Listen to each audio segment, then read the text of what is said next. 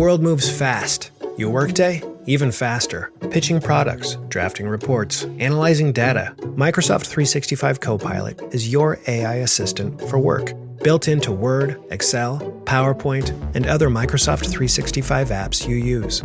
Helping you quickly write, analyze, create, and summarize. So you can cut through clutter and clear a path to your best work.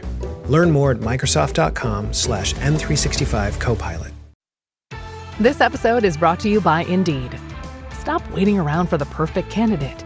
Instead, use Indeed sponsored jobs to find the right people with the right skills fast.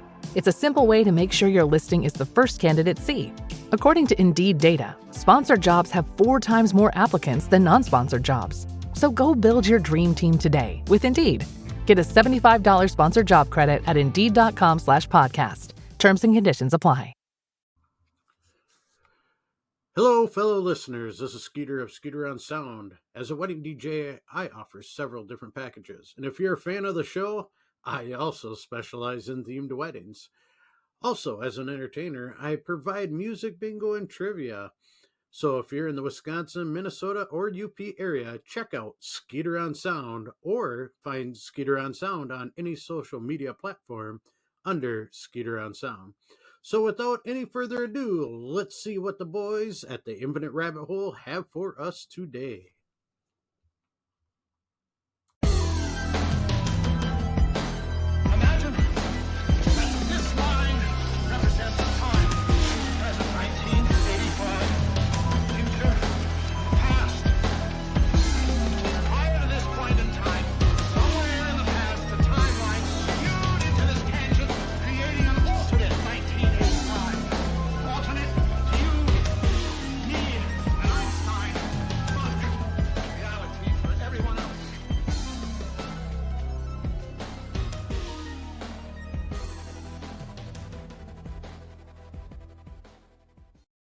Welcome back to the Infinite Rabbit Hole. I'm your host, Jeremy, and today we're going to change up the schedule a little bit. We are not doing La Llorona tonight. We are going to jump into part 1 of our coverage on the Murphysboro Monster. We did the Falk Monster sometime in the summer this year, and it got really good reviews. A lot of people really liked the whole Bigfoot urban legend stories, so we're going to do it again. We have 2 parts total for this one, and it's going to be a good one. Murphysboro Monster is a classic. You guys will learn that here soon, if you don't already know about it. And if you do, well, then you already know it's kind of a classic. Before we jump into it tonight, though, I'd like to say thank you to everybody who is watching live tonight here on twitch.tv/Infinite Rabbit Hole. We do now have a Patreon. Patreon.com/Infinite Rabbit Hole. We don't have any new subscribers as of yet because the first episode in which we announced our new Patreon still hasn't gone live yet. I think it's 2 more weeks and then it does. But by the time this one goes live, obviously we'll have a couple out there that do, and hopefully we'll be announcing all of our new patrons in the upcoming weeks. Right now, we only have a $3 tier for instant access to new episodes as soon as they are edited and ad-free. That will be moving up. We'll add another tier here shortly for also including a monthly bonus episode for patrons only. Hang tight for more announcements on that. Before we jump into adding all the co-hosts into the show tonight, just want to remind everybody to go to infiniterabbithole.com and leave a voicemail. At the bottom right hand side of the website, there is a red microphone button. Click that button, leave us a voicemail, say something nice about us, introduce us to the world. We're going to slap it at the beginning of an episode, and your voice would be heard around the world to all the travelers that listen in weekly to the Infinite Rabbit Hole podcast. It is your time to advertise whatever it is that you want to advertise or say whatever you want to say. So if you hate this show and you want the world to know it, now's the time to do it. Head on over to Infinite Rabbit Hole. I would totally put hate mail at the beginning of the thing. This show sucks, and these people are hacks. Be like, welcome to Infinite Rabbit Hole. Try me. The only requirements are and you're listening to the Infinite Rabbit Hole. That's all you have to do at the end. Just say who you are, Rip a and gnarly fart. that's fine too. that all works. So yeah, hit us up with that, and we'll slap your voice on the front. Advertise your podcast, advertise your business, advertise a website, advertise a friend's website. I don't care. Go ahead and do it. It's free for you, and it's just a fun thing for us to do for all of our listeners. Without further ado, let's go ahead and bring in the host. Jake, took a pretty cool trip yesterday, man. We did. Do you want to tell everybody what we did? Nope. Can't say who we visited, but so Jeremy and I went to Elmwood, where we did UFO days, to have lunch at a restaurant and speak to a individual there about getting an interview with him. And while we were there, we ran into, or didn't really run into them. I hit up Amy, the president of UFO Days, and let her know that we were in town. So she and Dawn, what is Dawn's role in there besides being a drill sergeant? Treasurer. Okay. Besides screaming at the kids to pick up all the garbage. But so they both came over and hung out for a little bit, and Jeremy, I guess, well, he's writing a book for the whole thing. So he ended up, as the turn of events happened, the city the city historian just happened to be there at the exact same time that we were leaving. So they were checking out my motorcycle because I rode that for like the last ride of the season before I put it to bed and pull the battery and all that sort of stuff. It's gonna start getting colder and start snowing, and I'm a fair weather rider. Say what you want, I don't care. I've crashed and I don't want to do it again. So they were checking out the bike because I have a pretty sick custom paint job on it. And just as we're kind of like saying our goodbyes, the historian for the city shows up, and I guess we didn't see because we were manning the booth, but she had a whole Elmwood setup, or UFO Day setup, in the Historical Society building, where it was all the newspaper articles and all like the interview that they did on the Geraldo show and all that stuff was playing in the background. So they said that she had like 300 people kind of stop in for like an hour because they're watching these interviews and things like that and reading everything. So Jeremy got hooked up with her to see about getting like the history of Elmwood and all that sort of stuff. And should I say like how the town's positioned or anything like that? Nope. Okay. So thanks, man. Sorry. Yeah. There's some stuff that it's going to be inside the book. We don't want to throw everything out there, but it was really cool. It was cool, and I think we scored the interview that we were looking for. The individual was pretty, seemed to be a lot better about it, like saying like he'll do it and stuff. And also he has a property that apparently has a lot of Bigfoot activities, so we asked if we could camp out on it and stuff and kind of see what's up with that. So we're gonna end up following up with that really soon. So that was pretty cool. Yeah, I say we hit that up in the springtime. Yeah, go big feeting under the UFOs. Not great. Bad for just showing up on a whim. We didn't let anyone know we were coming out until we just kind of showed up there. So that was pretty cool. I didn't expect it to be so profitable.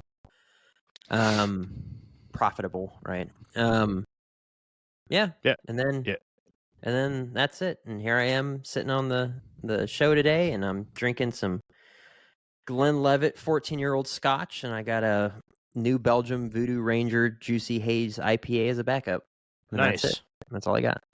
Yeah, I forgot to say what I was drinking. I'm drinking Polliner Oktoberfest beer. There we go. Tonight. And I actually just finished it, so I'd never even grabbed a backup. So I'll have to squeeze over there a little bit later. I have Fat Squirrel from New Garris. Love it. Good stuff. That's going to be my backup tonight. Oh, Jefe. Oh, Jefe. Oh, Jefe. What up, bro? What's up, dude? Chilling, man. You guys like the new setup? I do. No, it's all chilling. I don't. It's galactic. It's ugly. Damn, bro. All right, we got to send everything back. We got to send everything back, Crystal. You hear that? Yeah. Crystal does not approve. I'm hanging out. I'm chilling. I got a Kroger seltzer water Ooh. 0 calorie strawberry Dang, lemonade. bro. Looking for that sponsorship. You know what I mean? And Yeah. again, as I said at the beginning of the stream, we are now down to 2 cinnamons. I have not eaten any. Crystal has eaten one. That's it, man. It's good stuff. And to answer Danny's question in the chat, yes, we did upload a few episodes to Spotify. Those were streamed on Twitch over the last couple of weeks on Tuesdays, my friend. Tuesdays on Twitch. You can find Shadow Band, usually 8-ish. 8-ish, okay? You know how it is over on Shadow Band. We're just firing from the hip, so 8-ish. Skeeter, Tuesday. don't suck up to Jeff. That background is garbage, and he needs to do better. Thanks, Skeet, bro. I appreciate that, man. Yeah. Yeah. He's Jeff is. I mean, look at Jeremy's background. Jeremy's background is nice. Look at it. My background isn't that nice, so there's a lot of money up on this wall. Jeff has just got like Shadow Band podcast and a light machine. He's lame. It's too clean. Yeah, make him do more. He needs to gotta clutter mess that it thing up. Listen, I just put this together at 6 p.m., okay? Starting No at one 6 cares p.m. about your excuses, First Jeff. of all, You're garbage. second of all, I already know that this space here, I need something here, probably some more light. I think I'm going to get one of those standing light bars or something to go here. So just bear with me. And I have Project Bluebeam technology in my fucking studio, bro. Get wrecked, okay? Yeah. Well, you know what? You're trash, so, you know. It is what it is, Jeff. You got a good beard, though. You got Thank that you. going for you. You I do. do not have a good beard. I'm getting You gray. got a good beard, but your I'm getting background. gray, and it's gray and thinning. I'm old now. Yeah, but it's tame. Look at mine. Mine like Bro, poofs Jeff out. is It's in like a his fro on 50s. my chin. I'm about to go on a carnivore diet and start working out at 4:30 in the morning here. So we'll see how this. Take a Dang, screenshot of this. Jeff's gonna and have we'll see if traps this so big to not changes. even have a neck. See if the gray changes from the carnivore diet. Nice. Probably not. It'd probably get worse. Finally got Probably. my backup beer. Fat squirrel. Bam. Look how fat that squirrel is. Look how fat he is. Dang. Yep. You should be that fat squirrel for next Halloween. Fat ass squirrel. You'll be Maybe I will skinny. be. You'll be a skinny squirrel. Maybe I will be. Still only at loss of 75 pounds this year. But I slowly started only gaining it back. 75 pounds, ladies and gentlemen, that he's lost in a year. Only. Yeah, you're a piece of You're a piece of garbage. You need to do better. You need to lose 100 pounds. It You're is trash. what it is. I don't think I'm going to be able to make it by the end of the year. But it's all right. I started gaining all the weight since I started working out. But all right. Anything else that you guys want to put out? I voted. I got the sticker right here on my hat. Oh, yeah. Look at that. You did. Voted as well. I don't put a sticker on myself, though, because I'm not a freaking dweeb. But I did vote. Yeah, well, at least I have a cool background, unlike you. Danny, I'll send you my. Danny commented asking for some tips on the weight loss. I'll send you a message. I have a plan that the VA helped me get hooked up with, and it's a pretty sweet plan. It's a less food, more activity. Amphetamines. Amphetamines, yes. But I'll comment you on Twitter or X or whatever it's called here, probably by the end of the night. Just he no longer drinks beer; hey. he butt chugs it, so he doesn't have to consume the calories. This is going Also in my face. This not my medical butt. advice, for the record. Yeah, he's over there All right. butt chugging beers. You guys ready to jump into Murphysboro Monster? Let's do it. Dude. You left it there, didn't you? You're such an asshole. You better read it. No. Wow, Yep, you I believe it. scumbag. All right. The backstory. The Murphysboro Monster, aka the Big Muddy Monster, is a Bigfoot-type cryptid urban legend that stands as one of the most convincing and believable among other similar critters such as Momo of Missouri, the Fouke Monster of Arkansas, the Honey Island Swamp Monster of Louisiana, the Lorelei of North Carolina, the Grassman of Ohio, the Beast of Whitehall in New York, the Mogollon Monster of Arizona, and the Dewey Lake Monster of Michigan, just to name a few.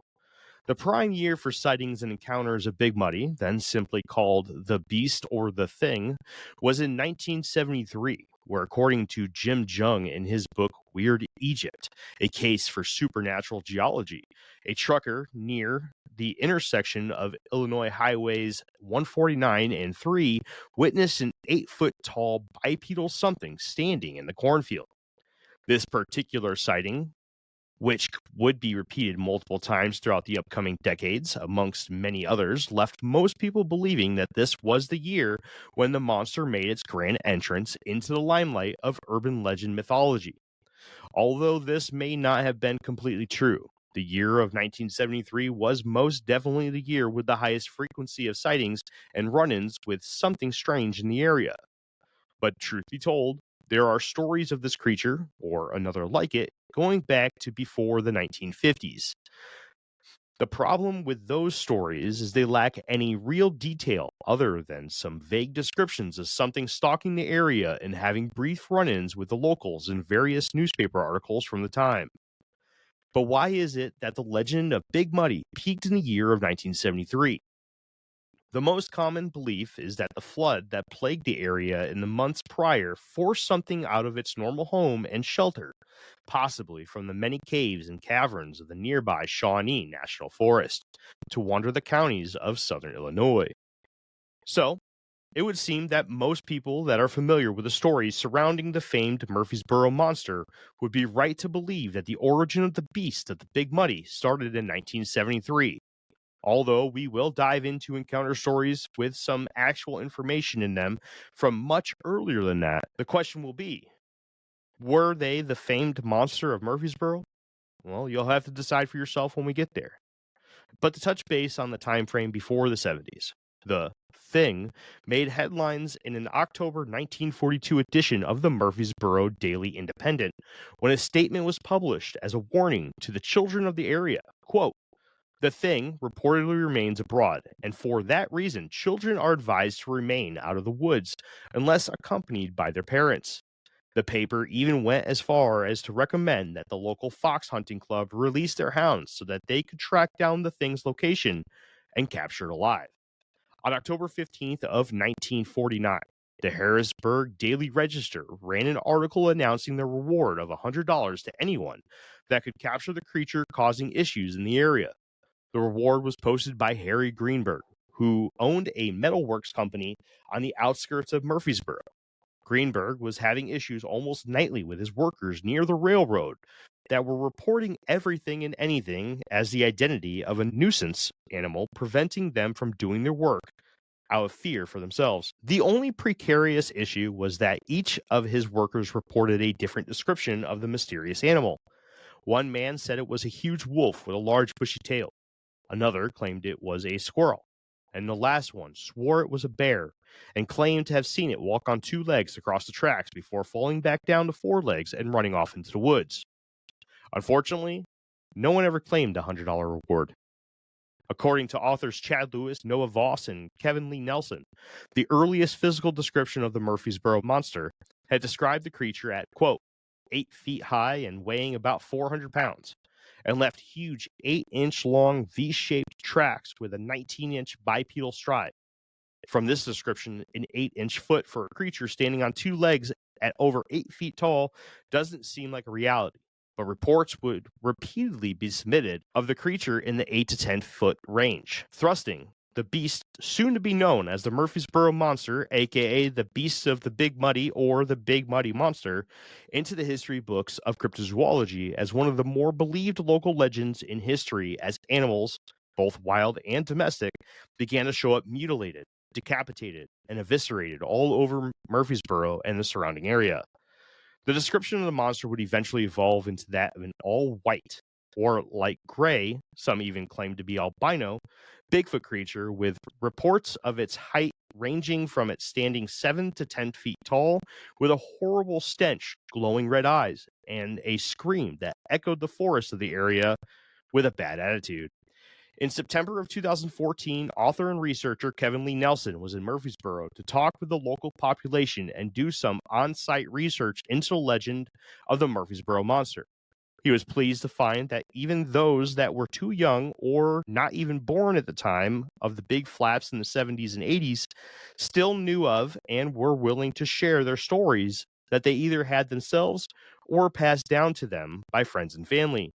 Nelson also was ecstatic to find that when he entered the Murphysboro Police Department and asked if they had any information on the monster, the officer behind the desk was more than happy to lend him the folder that they had on the creature. Nelson was impressed and shocked to walk into the department's conference room to be greeted by a large brown folder with letters over 3 inches thick in large black marker stating, quote, Big Muddy Monster, 1973, emblazoned on the front of it.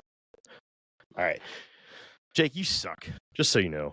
You're such It's a all dick. true. The whole thing, it's true. No, Skeeter says, definitely not seeing you guys. Yes, I did see you guys because I have 2 screens. I have one right here and I have this one over here. And all I see is the thing zooming in and out on Jake's face. And I'm like, well, I skipped a little bit there because I couldn't pay attention. Thanks, Jake. Last time I was doing that, you were like, I can't see you because I maximized my whole screen. So I didn't think I was messing you up. I won't do it anymore. I'm sorry. Well, that's before I was doing all my reading off that screen. I was doing my reading off this screen at that time. So I just covered up you guys. I'm sorry. Yeah. Well, I didn't know. Stop This yelling is why at me. you stick to protocol. Okay. Yeah. Why you switching screens? Yeah. Whatever. You're a real piece of poop. Whatever, man. All right, what do you guys think about the Big Muddy? Definitely Bigfoot. Definitely. I like all the different names. That's pretty dope. Yeah, so the name Big Muddy comes from the Big Muddy River, which borders the town of Murphysboro. And he is frequently spotted, or it is frequently spotted around or in Big Muddy. I mean, or a bear. Or bear, maybe. We'll Just see. based on the size. What do you say? 10 feet? Is that what you said? 8 to 10 feet is the average reporting size. 8 to Definitely 10 not a feet. bear. So, well, the thing is about those sightings, right? We've talked about this before. Is like, if you're out in the woods, right, and like, especially if you get startled by something, maybe it's only 7 So feet. startled. It might be 10 feet in your memory when you go recall it, right? Yeah. Yeah. So, Was that the South Park episode with the I'm giant? With the giant guinea pigs. I'm so startled. They're making fun of Cloverfield. Yeah. Yes, I've seen Cloverfield. I love Cloverfield. It's Yeah. crazy. I like Cloverfield. I thought that was a good movie. I'm upset that they never released that other movie that they were supposed to do from the point of view of the other guy with the camera on the bridge. Yeah. I don't know. I haven't seen Cloverfield. No? No. Nope. Well, No, sir. it's probably better than Star Trek Wars. Probably not. Any recent stuff besides just the 70s and 80s? Oh yeah. We'll get into that. Okay. There's so much of it. It's pretty crazy that we don't have any biological evidence of this thing. To be honest with you, this is probably, when it comes down to the local urban legends of Bigfoot creatures, this is one of the ones that have stuck around for the longest and continues to have the most sightings out of everything. I mean, the Beast of Whitehall from New York is up there as well, but that's more of a Whitehall, New York is a resort town where they have ski resorts, and it surrounds a big lake or pond. I can't remember what exactly it qualifies as, but it's more of a regional thing. Where the Murphysboro Monster is regional too. We'll get into the area of southern Illinois known as Little Egypt here in a little bit, and I'll explain that whole naming. I believe it's in the very next bit, but the amount of sightings in Little Egypt is incredible. It's just, I feel like there should be more. There should be more evidence of this thing being around than there is, and I would love to go down there and check it out. Seems like a really interesting place. Okay, just to kind of throw it out there, something that just kind of occurred to me. Mhm. Why is it that?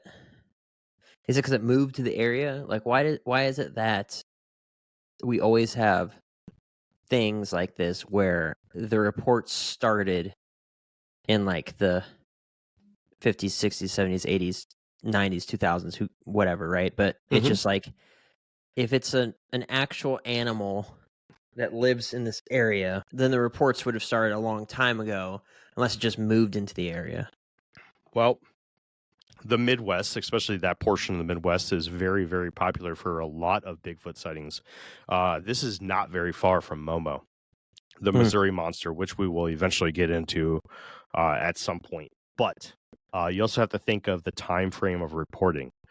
When is technology good enough to be able to properly record these sightings and be able to not just record them, but have the know-how to preserve that reporting in a way that could be referenced in 2024. So you have to think of that too. I think that's a big bit as to why a lot of the times it'll start in the 50s, 60s, and 70s. But one thing I was not able to do was attach any Native American stories to this. Yeah. Not saying that there isn't any, because I am a week shy of finishing all of my research on this. I did have a couple sources that I wanted to look at when it came to tying in Native American mythology to this, or their own lore. But I unfortunately was not able to. Maybe I'll be able to squeeze it in and get it in for next week's episode. We'll see.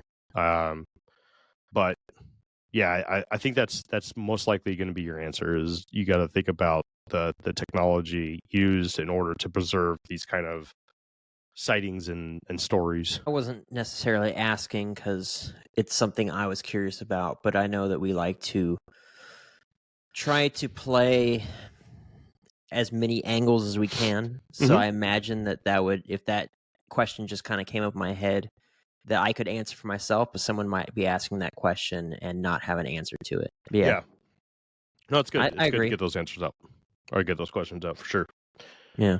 Anything else? Cool. Nope. All good? Ready to move on? I think this next section is pretty small. Let's go. Oh, wait. No, it's not. Never mind. It's 50 pages. Ugh. All right. Let's see here.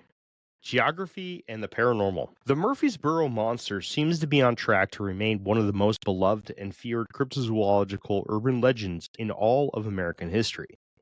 But there is one thing to keep in mind when debating on its legitimacy.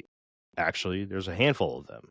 The Murphysboro Monster was accompanied by many other urban legend creatures and animals in a 2-hour radius around the monster's stomping grounds. There are at least 12 separate urban legend monsters that have called this area home. Creatures such as the Alton Area Weirdness and the Hamel Tiger beginning in 1933. The Mount Vernon Monster of 1941 and 1949, the Gooseville Bear in 1949, the Tuttle Bottoms Monster, and the Hamp Mine Monster of the 1960s, the Missouri Monster, aka Momo, of the 70s, the Black Panther attacks of 1971, the Edwardsville Red Beast and the Enfield Horror of 1973, the Moro Monster of 1976, and if you go even further back, you come across the Centerville Something from 1880s. So the Murphysboro Monster was just one of many mysterious entities being spotted throughout the area and throughout history, and maybe there was something more than natural going on here. As you will soon learn, the description of the creature may seem inconsistent, but it may just be because the light-haired Big Muddy may not be the only mysterious creature stalking the woods around Murphysboro. When you add the fact that there were and still are many other unknown phenomena occurring in Jackson County, Illinois, and its surrounding counties, this becomes even more eye-opening. The area is literally infested with UFO sightings, hauntings, urban legends, the many cryptid creatures we just talked about, and a ton of other events under the high strangeness umbrella. The area in question is commonly referred to as Little Egypt, a name given to the area encompassing all of southern Illinois by the founder of the area, a Baptist minister in 1799 by the name of John Badgley, who lived in the area now known as Edwardsville. Badgley referred to the town prior to the modern naming as the land of Goshen, with Goshen being a reference to a land mentioned in the Bible in Lower Egypt where the Israelites lived, farmed, and practiced agriculture. It is said that he called it by this name due to the lush vegetation and fertile soil. There are a total of 11 counties that make up the Little Egypt region, those being Alexander, Gallatin, Hardin, Jackson, Johnson, Mazick, Pope, Pulaski, Saline, Union, and Williamson counties, and is bordered by the Mississippi River to the southwest and the Ohio River to the southeast, with Murphysboro being located in Jackson County. Within these counties, there are a plethora of other strange phenomena outside of the realm of physical creatures. These phenomena fall under a few categories, such as physical anomalies, man-made anomalies, folk tales, manifestations, odd gravitational events, and UFO events.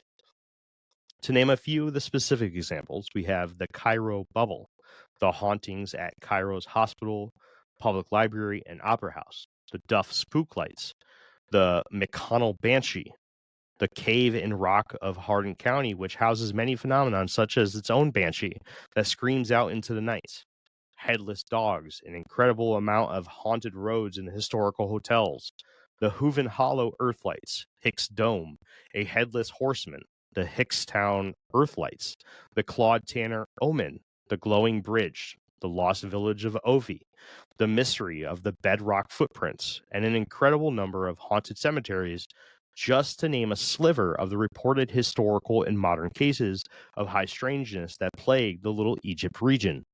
There is enough going on in this one section of the state of Illinois that we could and will cover an entire series one day on the geology and the high strangeness in Little Egypt.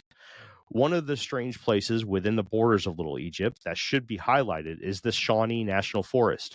If you're familiar with the Missing 411 phenomenon or our early series titled National Park Mysteries, you are aware that national forests have their own flavor of high strangeness, especially when it comes to the plethora of missing person cases without ordinary details.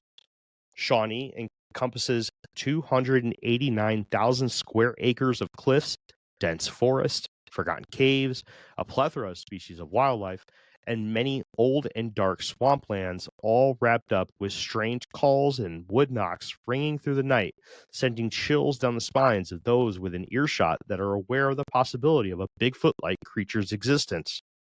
The area of Little Egypt is highly dissected in the book Weird Egypt, The Case for Supernatural Geology by Jim Jung. In this book, Jung dives into the idea that fault lines and other natural geological formations and structures may be what causes the area's high level of strange happenings. But yet again, we'll cover that more in depth on another episode of The Infinite Rabbit Hole. All right, guys. So I want to go. That sounds dope. Let's go, dude. Can you go back camp to out. the part where you're talking about like the Egyptian connection? Yeah, Little Egypt. Yeah, can you just read that part again? Do you mind?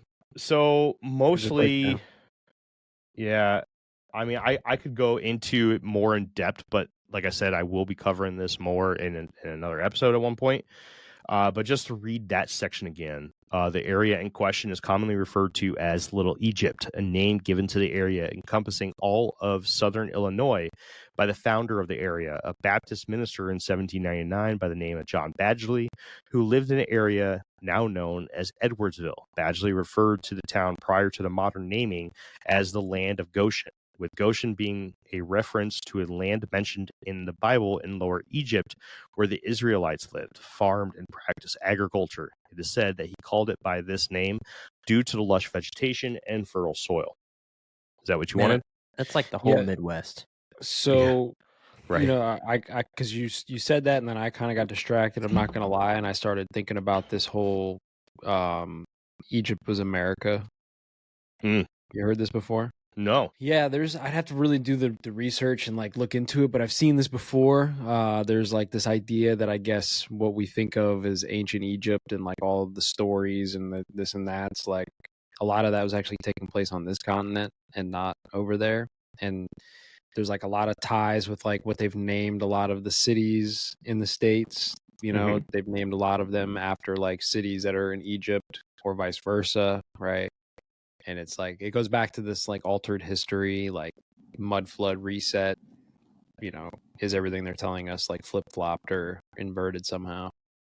And like the maps being flipped, right? Like maybe there was a magnetic shift of some kind or whatever, you know, pole shift, whatever they used to talk about with that kind of thing. And then the maps were different, and this was actually the Sounds like trash Mississippi to was me. the Mississippi was the Nile, and all these things Mm-hmm.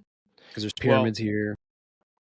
I think you'd be interested in this book, to be honest with you, because it dives into geology and fault lines and fissures and cracks and stuff that flow up and down the Mississippi, which would encompass Jake and I's location here too. But this book that I got all this from is Weird Egypt by Jim Jung, and I don't want to say what I paid for this because it took All of me it. a long time to find this copy. But this is a book entirely about the Little Egypt area of southern Illinois, and reading through it, when you said that they name a lot of places here in the United States after Egyptian sources, you should take a look at some of the towns in southern Illinois. It's pretty crazy.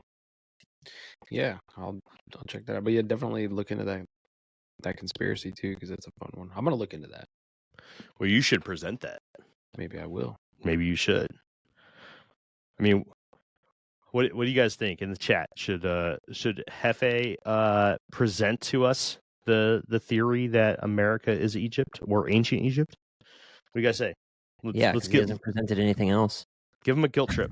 Neither have I, though. I present bangers, bro. When I bring the heat. You guys have both presented one Once a episode this year. Once a season. Dang, bringing that heat.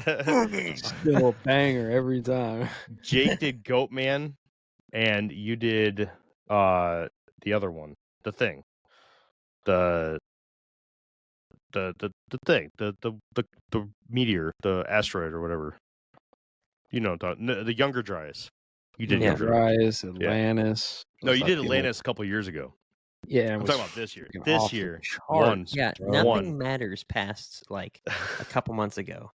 According to that, Jeremy's running. I'll come in hot with some new. Every single cent that's made is going straight to Jeremy's pocket because he's the only one doing anything for this show. Yeah, put some pressure on these guys. Sauce, not for you guys, only put it because, on chat. Only because the chat said so. So not because of you guys.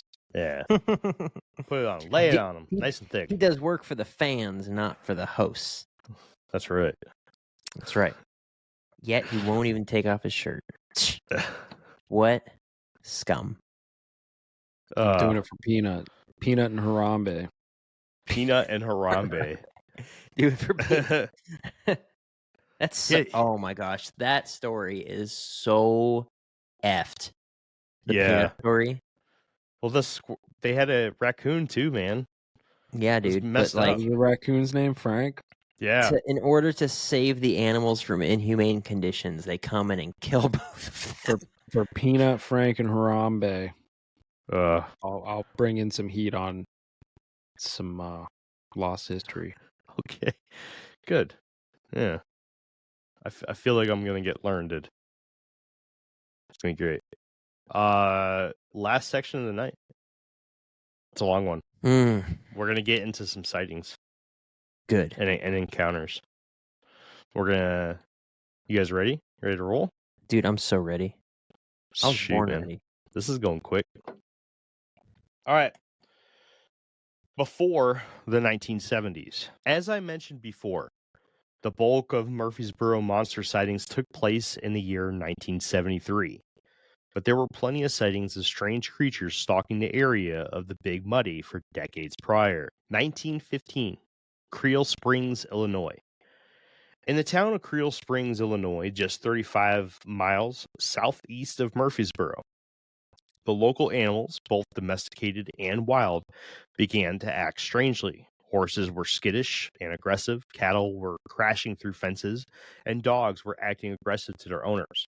The locals of the area believed that it was due to something else being in the woods surrounding the town, something that was threatening them, something alpha, if you will. How did the locals come to this conclusion? Well, it started with strong, aggressive, and guttural roars coming from the tree lines. The distant roars soon evolved into low growls coming from the thick brush near people's yards, and then eventually, someone finally laid eyes on it. Late one night, a young man was driving home when he witnessed witnessed a large creature stare him down while he was driving by in his vehicle, let out a threatening yell, and clear a nearby fence before running off out of sight. The Carbondale Daily Free Press was the first publication to publish anything on the matter on April 29th in 1915. But the creature was never identified, nor was it ever documented to have been seen ever again. The yells and the growls would continue for a few months, but after that stint of strangeness, everything settled down. The locals became convinced that the mysterious creature was either a displaced mountain lion or an escaped animal from either a zoo or a train transporting circus animals. But many people now believe differently. 1928, 1929, Carbondale, Illinois. In the December 11th, 1928 edition of the Carbondale Free Press, an article was published that highlighted multiple cases of hunting dogs in the area being found dead just 7 miles southeast of Murphysboro. Apparently, an unknown killer was about, and they were leaving these dogs in a gruesome state for their owners to find. Many of the dogs had crushed skulls, partially eaten heads, and blood seemingly drained from their throats. Dr. Etherton's dogs were a few of the victims. However, whoever or whatever killed his prized foxhounds was able to cut through a chain link fence, leaving a hole big enough for a human to crawl through before dismembering the dogs. This, too, was considered by most locals to be an escaped animal from a train that was transporting zoo or circus animals. 1941, Culp, Illinois. In the winter of 1941, the residents of Culp, Illinois were shocked to discover that the recent uptick in quote-unquote beast sightings may have some truth behind them after all. A large trackway was discovered in various portions of the town in the fresh morning snow. The Murphysboro Daily Independent newspaper quoted a local resident, quote, "Of course, we didn't believe rumors of such a beast until we inspected the footprints. They measured 8 inches across and were V-shaped, unlike anything we've ever seen." A posse was formed early on after the discovery of the prints with the intention of tracking down the beast and where it lived. But as the morning went on, more fresh snow fell, and the trackway was lost before the townsfolk could find the truth of the strange prints. 1942, DuQuoin, Illinois. In 1942, in the town of DuQuoin, just 20 miles north of Murphysboro, multiple reports were called in of what author Chad Lewis described as, quote, "a giant silver monster." These monster stories completely took over all of the town's chatter and left everyone scared and nervous about what this monster could possibly do to themselves, their families, their animals, and property. These reports described cases of screen doors and windows being damaged, missing animals, and shots being fired at some enormous beast.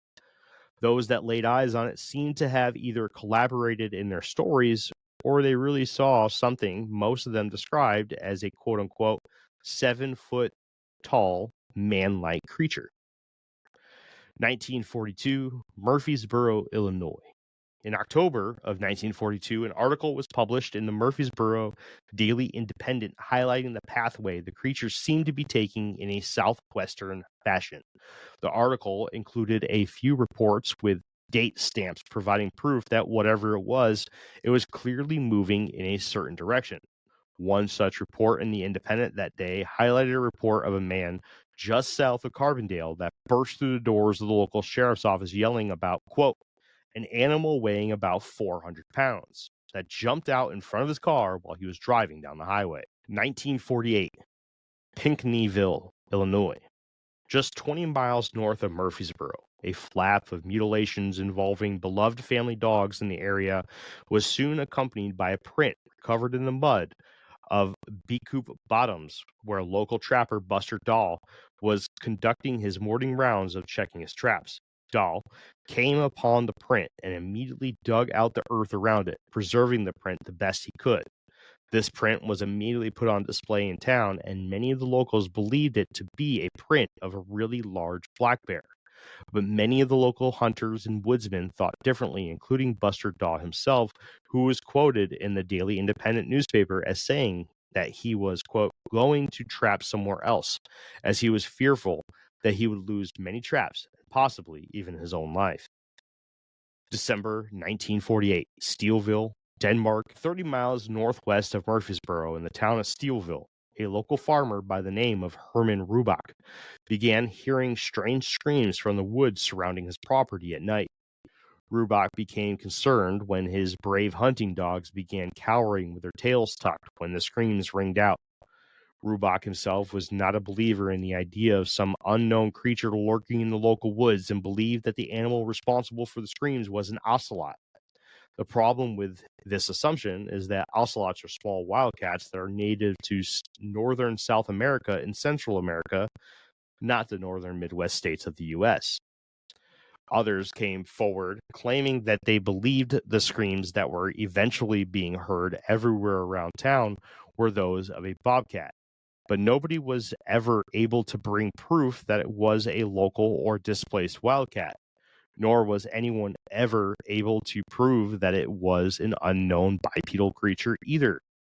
Only 10 miles west of the previous report in Steelville, the town of Denmark, Illinois, began having their own strange noises blurring out into the night from the tree lines. But it wasn't the loud, distant noises that had Alma Davis concerned. It was the deep, aggressive growl she heard when she went to investigate what was making her dogs bark wildly.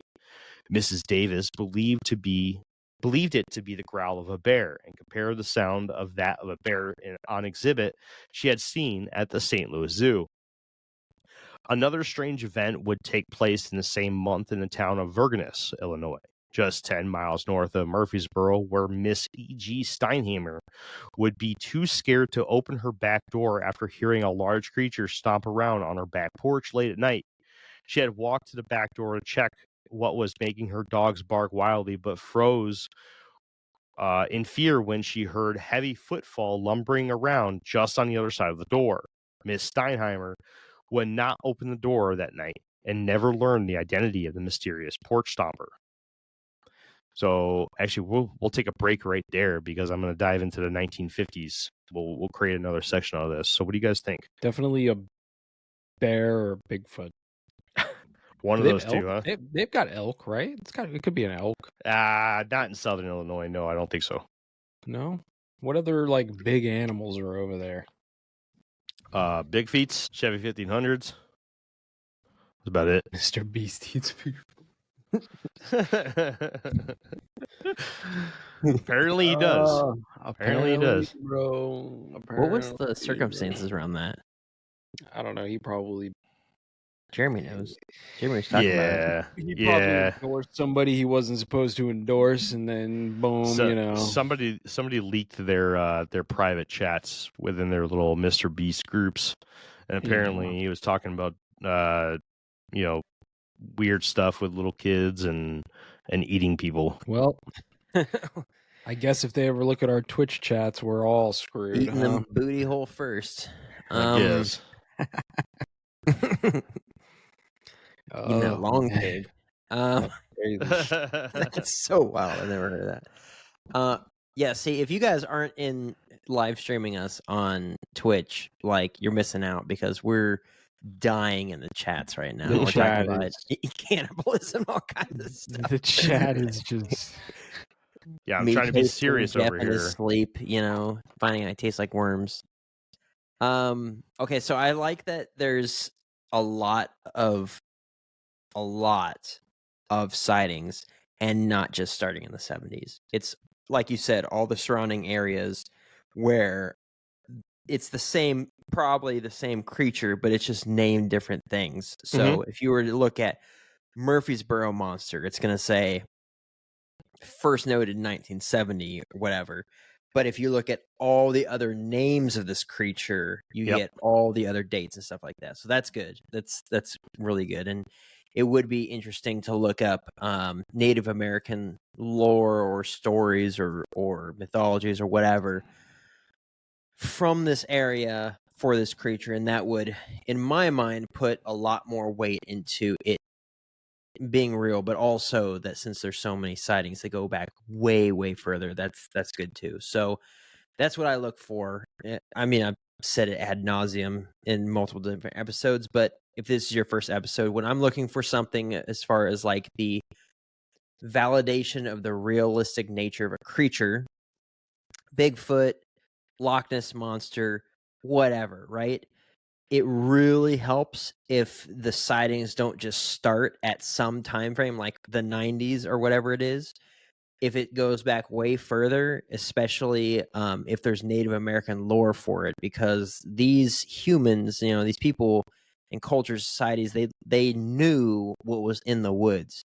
So yeah, they have their own mythologies, like the moon rises every day, or the sun rises every day because the fox jumps across the sky and grabs it and drags it over, things like that. Sure, but when it comes to like their big hairy brothers that are in the woods and things like that aren't bear, that aren't whatever else, that they describe as like people essentially, but covered in hair, things like that, you'll find a lot of that.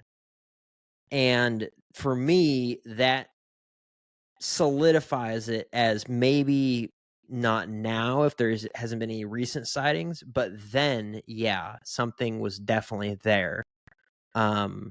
Now, is there proof of it?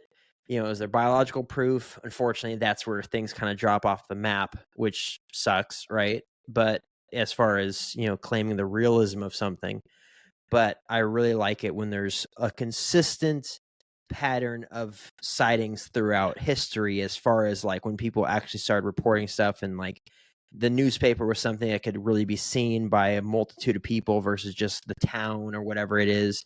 And, there's records of those sorts of things.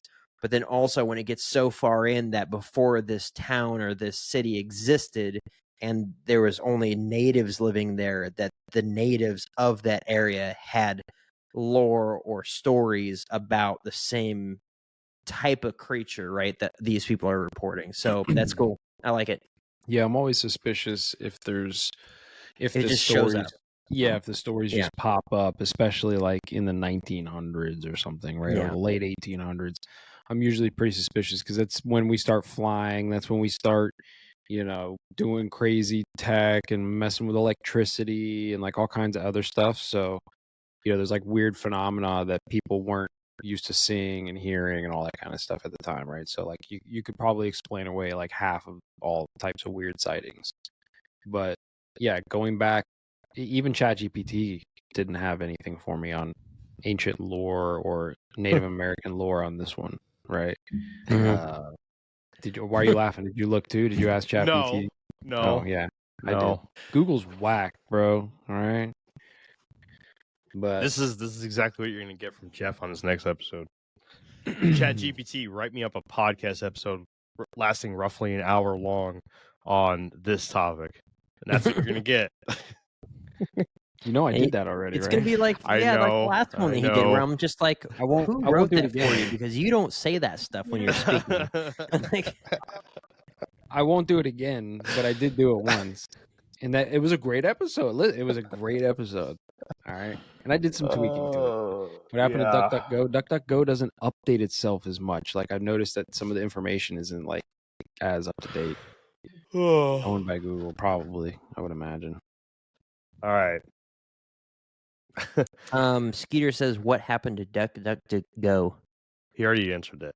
I Oh, just answered that. I wasn't listening because I was reading the comments. Furthermore, shut up, kid. Yeah, kid. Wow, that's hate speech. You can't say Kid- that. Kid, I would never tell you to shut up. Kid's Yeah, offended. I now. meant that in a fun way. It was a joke. Not ever. Crystal says, "Pay attention, Jake. You can't say that to me. I've got ADD. I have a disability, and I'm offended now. Canceled." I do like the idea of Cancel this woman. doing a highlights from the chat thing. Maybe we'll put it on the back of the episode.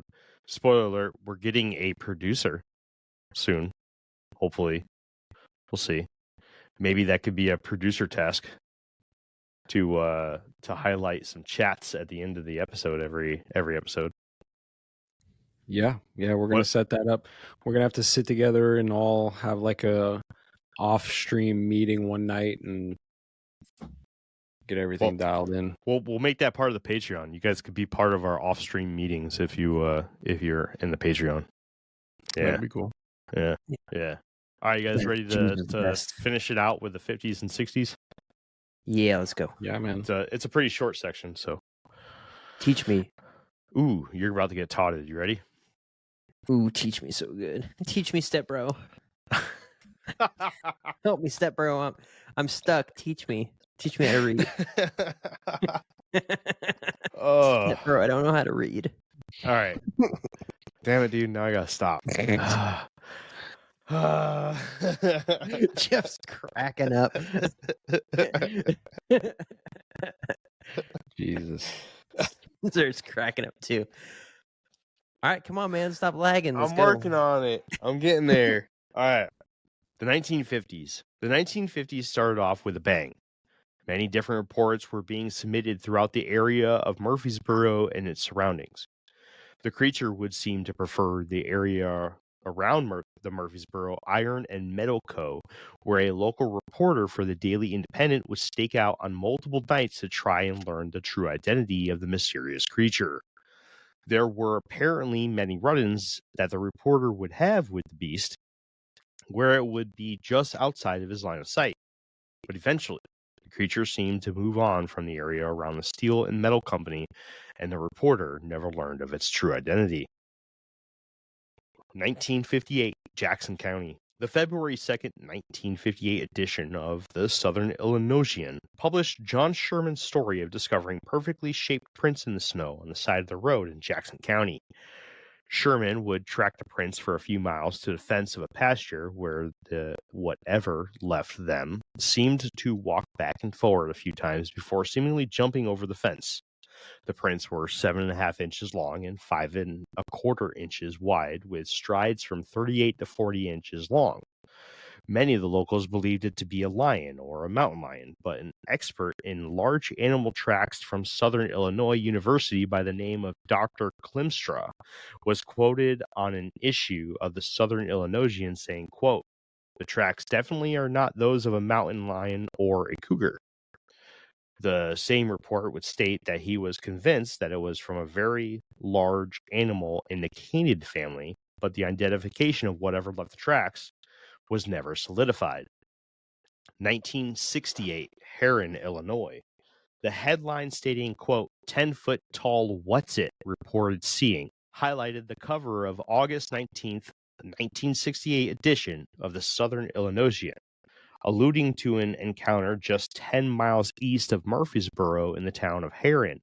22-year-old Tim Bullock and his girlfriend, 17-year-old Barbara Smith, were doing what young love does in a car on the side of the road near the woods when a clump of dirt was thrown in the open driver's side window of Bullock's car. Tim Bullock attempted to look around in the shadows of the tree line for the prankster that thought that they could get a laugh out of messing with him and Barbara, but he was never able to see anyone or anything. Barbara, on the other hand, would scream at the top of her lungs when she spotted a humongous black figure. She would later estimate it to be 10 feet tall, walking around just past the tree line. She claimed that the thing's head was as large and round as a car's steering wheel. Barbara's reaction was enough for Bullock to act and speed out of the area. The next day, Bullock would return and find a large impression in the grass where he believed that whatever it was may have laid down for an extended period. In the same article, 2 other reports would mention run-ins with a 10-foot tall bipedal something in the area between Chittyville and Heron. All right, that's all the reports we're going to do for tonight. What do you guys- Shittyville? Chitty. Oh, Shittyville. Shittyville. Shittyville. Yeah. Shitty. This is a shittyville, man. Where do you live? Oh, Shittyville. There's a place over here called Taintsville. Yeah. Real, true place. Real place. Wow, Oh, Jake, what an that's asshole. crazy. Help me, step bro. I'm stuck in this wood chipper. Dying, bro. I had to take my glasses off and start fogging up. My face got so hot. I was freaking dying. And then Kenzar saying, Jake, stop. I'm crying so hard, laugh out loud. I was dying, bro. Skeeter, yeah. So the one where the canid prints were found does allude to a dogman type creature. You know, we haven't dove into a dogman topic in a while, in a very, very long while. We should do that. We should do Are like the dogmen Rougarou or something. exclusively bipedal, or do they go on all fours as well? They do go on all fours, and they are most found along the Mississippi Valley River area, Mississippi River Valley, which is there's a connection there. So from the research that I have done into the dogman phenomenon, there are two major points of origin for the dogman phenomenon here in the United States. You have one in the Upper Peninsula of Michigan and down into Wisconsin, where you get like the Beast of Bray Road, and then you have the Rougarou down in southern Louisiana. Now, if you look at the history of upright walking canids or werewolves, or of the such, you get the Lougarou lore from France. The French word for leading into the Rougarou and all this stuff. Yeah. So, and if you look at the two areas of the country that were first established by French populations, you have Louisiana and you have the Great Lakes area where they shipped in from the Atlantic Ocean. They traveled along the Great Lakes area, and they eventually established pretty much primarily the Canadian side of the Great Lakes, and that's where you get a lot of the French Canadians and everything. And I'm sure Kate can kind of clear that up for us too. She probably is better adept into the history of Canada and French Canada and Canada all around. But when you take that and you create a line from Michigan, or at least the Upper Peninsula of Michigan, down to Louisiana, for the most part, it follows very closely to the Mississippi River. And when you align the sightings of dogmen, which are primarily along the Mississippi River, there's just too much coincidence there. I'm going to save my thoughts and feelings on that for when we actually do dive into the dogman phenomenon. But I always found that to be an interesting tidbit for the dogman. And when you add Little Egypt and the counties in there, you do also get a ton of dogman encounters. And I specifically threw that one in there because I wanted to highlight that there are other creatures in this area, specifically dogman. Now, dogman is a creature that has been spotted in Little Egypt quite a bit, or in the southern Illinois counties. So I wanted to make sure I threw that out there. Skeeter, thanks for catching on to that. Appreciate that. That means I did well, and hopefully some other people will catch that too. I think I'd like to do an episode on lycanthropism because I'm such a big monster fan. I think that would be really dope. And then I'm gonna do the thing and see if I turn into a werewolf. I'm gonna drink rainwater during a full moon out of a wolf's paw print and see if I either contract dysentery or turn into a werewolf. Wow. Either I turn into a werewolf or I crap my brains out. One of the two. There is a book by Brad Steger called The Werewolf Book. This right here, which I have already read. I read this. I've had this book since before I started the Infinite Rabbit Hole, which is where I gained a lot of my theories from when it comes to dogman and werewolves and such. So if you do ever want to do that, here's the book that you need to do your research. I'll come over and borrow it from you. Because this is tomorrow. Incredible book, absolutely incredible. Well, bring it to the restaurant tomorrow, and I'll borrow it from you. Yeah, absolutely. Because that'd be cool. What restaurant are we going to tomorrow? Werewolf guy. Yeah, it's a restaurant. Well, yeah. I mean, I love all those sorts of movies. Like, I'm the monster movie guy, right? So, like, my favorite movie series in that line, I guess, is like the Underworld series. And then also, what's the producer's name, but the newest Wolfman movie. I mean, it came out a few years ago, but it's good. What does Skeeter say? God on. Cool episode of 3. Well, if I did it, it would be at least 3 episodes for sure. That's funny. Yeah, right. At least. pretty Oh, it's funny, only man. a 70-page write-up. Help me, Step Bro. I'm stuck in this write-up. Oh, that's fucked up, man. I have a couple other books that you should probably grab too. I'll bring them tomorrow. We're gonna go to Milwaukee Burger tomorrow for Veterans Day. They're giving out free burgers to vets. Me and So- Whitney are gonna get cheese drunk. I'm gonna get a burger and eat it all. Bro, the first time we went there, holy crap. When I went there with you guys and I got Yeah. those giant cubed pepper jack cheese curds, I ate so much cheese that I almost like fell asleep. It was amazing. I had Man, like a 12-ounce beer. It wasn't that. It was absolutely the amount of cheese that I had. My body was just like, and shut down. Factory Well, reset. See, when Jeff came up here for UFO days, we weren't able to do any of the cool like touristy stuff. So if he ever does come back up, we'll have to take him to Milwaukee Burger because we'll have to introduce him to what real cheese is, not just the ones that you get assaulted by, but like actual cheese curds. Yeah, that was aggressive cheese. No, I have to work tomorrow on Veterans Day because somebody has to make the money that can be taxed so that you guys can enjoy the day off, man. And, Yes. I'm happy to do it for you guys, man. Maybe you should cry about it with your No. terrible I'm background. happy to do it, bro. I just want you to have a slice of cheese in my honor. Slice, bro. I'm gonna eat like 3 pounds of cheese. Yeah, have a Yeah. bite from me. And just Bro, remember, they have this sampler these cheese curd samplers, which are just phenomenal, man. They make pepper jack cheese curds. That's an orgasm in your mouth. That's amazing.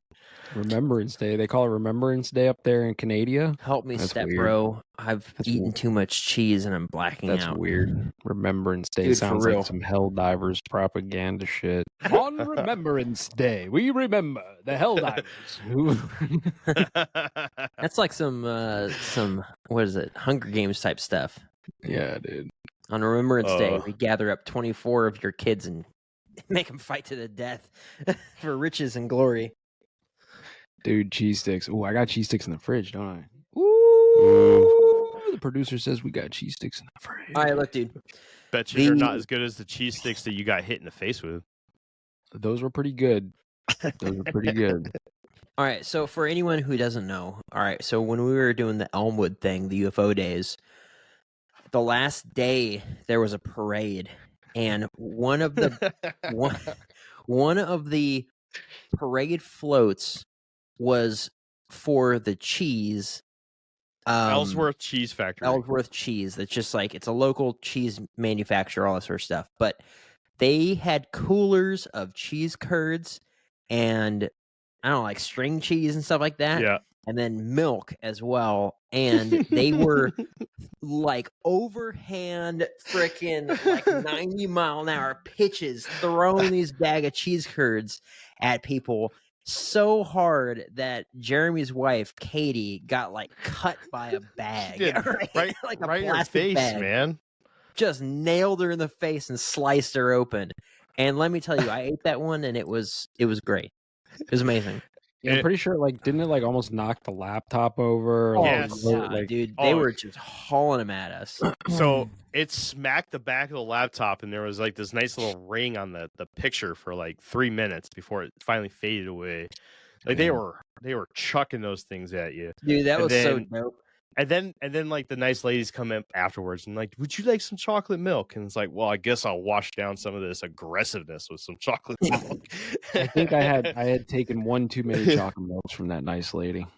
Yeah, those are good chocolate milks too. I was That's- as aggressive as they were throwing the cheese. I was that aggressive getting those chocolate milks from her. I was Yeah. like, Crystal Dude. asks in the chat. Well, she said cheese made from Bigfoot milk, or someone said that. And Crystal said, "Can you milk a Bigfoot?"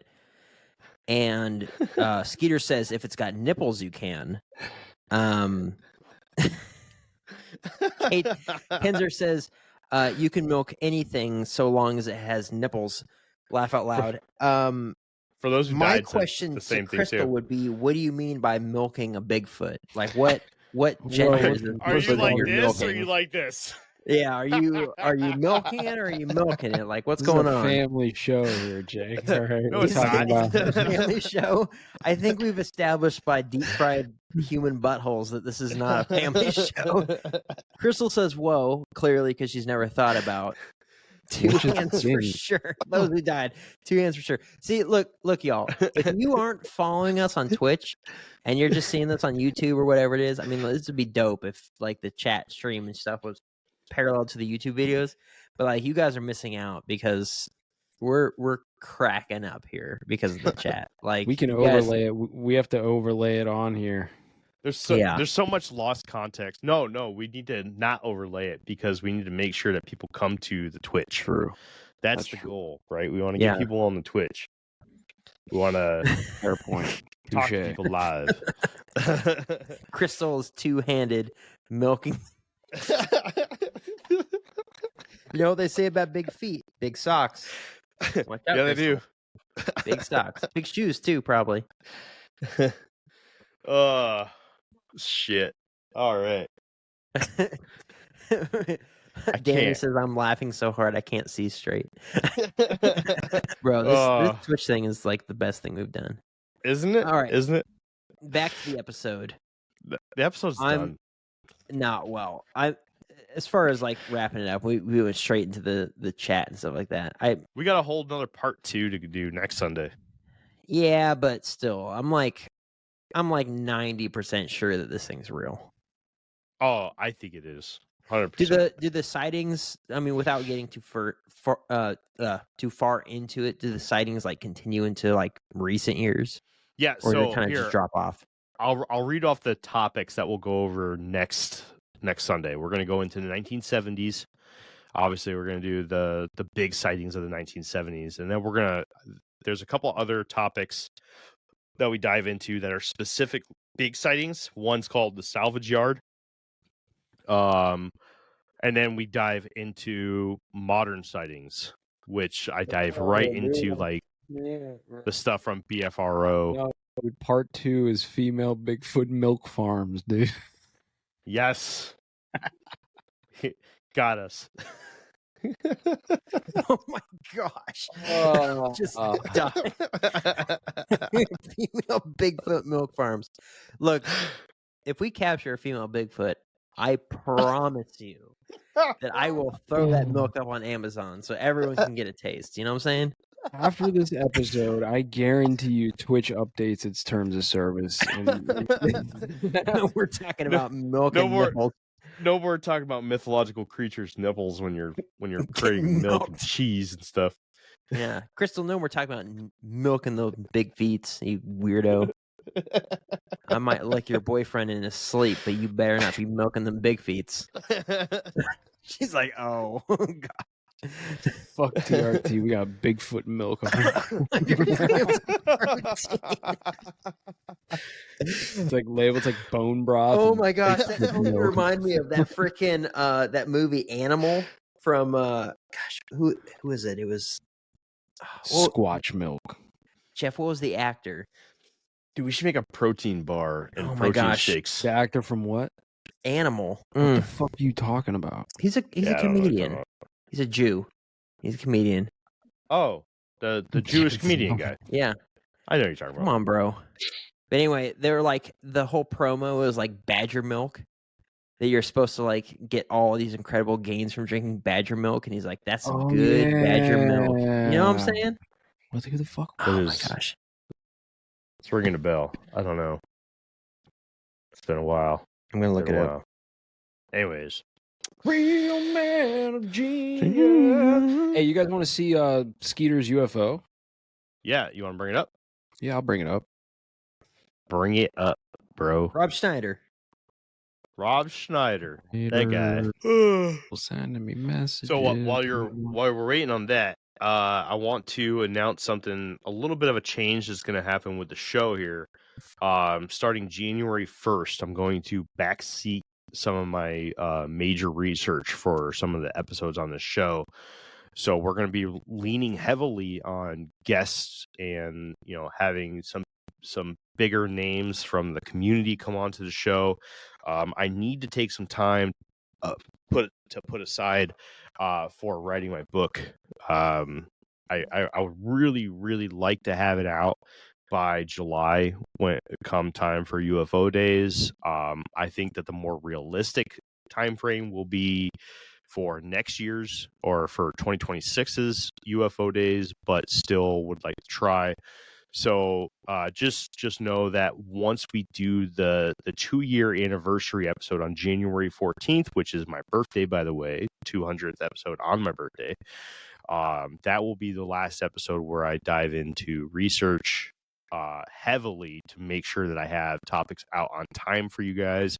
For now on, it's just going to come at whenever I can. I'll always be researching a topic for you guys, but I won't be able to dedicate as much time because I need to shift over into author mode and get my first book knocked out. So just want to make sure you guys are all in the loop on that. You guys are aware of the changes coming to the show. So this is the video that Skeeter posted, right? I also want a signed copy. If you don't give me a signed copy, I'm burning your house down. Oh, yeah. We should replay these. We should have Skeeter on and replay these so that he can explain what's going on here. Yeah, we should. Oh, there he is. He's explaining it. Oh, Can't see the white horse. off. I can see the one. Oh, I love the area that we live Skeeter says in. in the chat, it really doesn't show in the video well. The area that we live in is nuts, man. I love it. There's some really weird shit that happens here. For those of you who don't know, Skeeter, I believe, has nipples. So if you want, you could probably milk him. Interesting. Yeah, it's unfortunate that we can never get like a good, clear video, man. It's like, and it's nobody's fault, right? Like nobody knows it's gonna happen. You can't have a tripod and your nice camera set up, ready for this thing to, pop up and be in focus and all that shit. So it's understandable, but it's like, fuck, Why are you yelling? What's going on? Well, I didn't hear any of that stuff that you just said. I was reading the chat. It seems like Skeeter has a pretty good record of seeing things in the sky. Jake, maybe we just need to go out there and take a look one day. Yeah, dude, road trip. I If he has a put guest 200 bedroom, I down can right share it. now, but the video sucks. Is Dude, what for it is. real. Yeah, man. We'll have to get a good camera and zoom in on shit like that. That'd be interesting. I want to see a light split into multiple lights and then come back together. That'd be Dude, Skeeter, even if you have an expensive camera, like again, you have to be like, tripod out, in focus. You have to know how far it's gonna be, when it's gonna be, just to be ready. yeah. Even with a good camera, you're not gonna get a good shot of these things, man. Nah, man, I Kenzer love wants it. to come too. Kenzer, when are you going to come back on the show? Keep us updated with these videos, Skeeter. Seriously, man. I know I can't get back to you all the time. Skeeter is one of the few listeners that we have a private chat with, and he sends us some videos, and they're pretty sweet, man. What the hell was that? It was some light in the sky, man. Lights For in the those sky. who died, said scary stuff, man. What the hell was that? So, Skeeter, if you want to answer that. But from what I get from it, it was just a strange light in the sky that split up into multiple lights, and yeah, Skeeter's been doing legwork for us, man. Can I send you my video and then you No. screen share it? You can do it. You can screen share it. You can screen share it. Well, Send it to the group chat. myself. Yeah, send it to the group chat. Let's see. They probably came to Folks see are just going to have Trump, to hang dude. out for a bit. Yeah, like you guys, Jake has a really cool video. That was in Virginia, right? Yeah, that was on Oceania. That's Just nuts. to Trump's add president some now, so we're background gonna while learn I'm all trying the to find secrets this. about the aliens. So Hey, basically, maybe November 13th, man. They're doing another Congress briefing, and we should go live.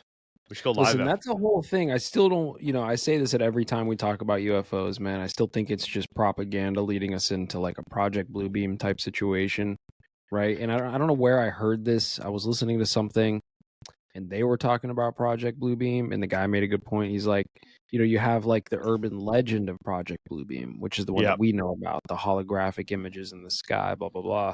But like the real thing is probably not quite that, right? It's going to be more of like what we're seeing in real time. And he was saying that there was some intelligence person from the CIA who in like 1999 said that, he came out on record saying like, hey, the next thing is going to be like extraterrestrial threats. And then he Jake, was you like, want me to play it? He was like, it's been 25 years. So how's it going? Right. Just to add some context. So I was over on NAS Oceana, Naval Air Station Oceana, which is a naval base. It's half Navy, half Marines. But anyway, so in Oceana, Virginia. And I was out in the smoke pit, basically like the gazebo area outside of the barracks, and me and probably about 40 other people were outside barbecuing, we were playing music, and we all saw this. And some people said maybe it was parachuters and things like that, but they had flight ops going on, so I'm not certain about that. And it was right over the base, and no one in the aviation community knew what was going on. No one had even the helicopter guys that were there weren't like, this was obviously, planned and stuff like that. We knew we were going to be dropping parachuters out, but this was right over our base, and it was pretty dope. Like, if the video had continued, it was just a bunch of people like, well, what the heck was that, right? Type stuff. So anyway, yeah. Sweet. You ready? Yep, go for it. Yeah. I've seen some weird stuff around military bases, but that was the only one that I got to record. I saw something that was silver metallic. Like, I couldn't tell you what it was. It was reflecting the sunlight and stuff, and it was just sitting right over one of the hills over in Southern California. Was over there and stationed in Point Mugu in Ventura, California. But I was driving right when I saw it, so I wasn't able to just whip out my phone and start recording it and stuff like that. Like, it was kind of weird. But yeah, I've definitely seen some stuff around military bases. But that's the only video that I have of the weird stuff. And honestly, like I'll be real, like it could be explained away. Like, there could have been some ops going on or something like that, and they were in fact SEALs or whatever, and they had flares on their stuff. But I think that generally the flares are red. They're not white. But also, right? like you said, they do not do it during flight ops. Right. So we had jets going and all sorts of stuff. It was just really very strange. And it's so you could explain it, but for everyone that was sitting there from all different squadrons just at this barracks, it was just kind of weird. They were like, I don't know of anything going on right now. Yeah. I don't buy the it was just some random flight ops. I agree with Skeeter. Swamp gas reflecting off of Venus. That's probably exactly what it was. Yep. Spoiler alert, everybody. All right. Well, that has been another episode of the Infinite Rabbit Hole. Do you guys have anything else to put out before we sign off for the night? Yeah, I mean, if you guys would, there's 10 of us in the chat still here. If we could all just do me a favor, hop on over to Shadowban Pod on Twitch. Give me a couple of follows over there. I will be live on Tuesday night, 8 o'clock-ish Eastern. Kid's always there. For those who die, it's usually there. That's all I got. Danny says, truly awesome, and don't milk Bigfoot. Or if you do, videos, just saying. Can't promise that. Shadowban Pod. Here, I'll chat in the thing, Danny, and you could just click on my name in the chat, and it'll bring you to my page. Jeff, when are you going to have me on Shadowband? When are you going to have me on Shadowband? You want to come on Tuesday? What time? 8 Eastern. Be 7 for us. All right. Ooh, I'll hit you up beforehand. Well, cool. We still have to figure out. We're going to do a crossover event. We got to get Creamer involved in that too. Hell yeah. Thanks, Danny. But all right. Yeah. Head on over to Shadowban Pod. Give them a follow. If you haven't rated or liked the show, follow the show on any of your podcast players. Please do hit the review button. Leave us some nice words, or leave us a 5-star rating. It'd be great. If your podcast player does not provide that option, head on over to infiniterabbithole.com and leave us a review right there. It's one of the options at the top of the page. Until next time, travelers, this has been another episode of the Infinite Rabbit Hole podcast. Next week, we'll dive into part 2 of the Murphysboro Monster, and we'll give our final thoughts on the subject. Until then, we'll see you right here in this fork of the path of the Infinite Rabbit Hole. Bye, everybody. And thanks, chat. Bye. To milk. Bye. Part 2, milking the Bigfoot. Bye, everyone. Hey, everybody. Thanks for checking out the Infinite Rabbit Hole podcast. If you're looking for more of our stuff, head on over to infiniterabbithole.com, where you can find links to all the podcast players that we are available on, and even our video platforms such as TikTok and YouTube. While you're there, make sure to check out all the links for our socials and hit that follow so you know when all the new stuff from our podcast comes out. And until next time, travelers, we'll see you right here in the next fork in the path of the Infinite Rabbit Hole. Bye.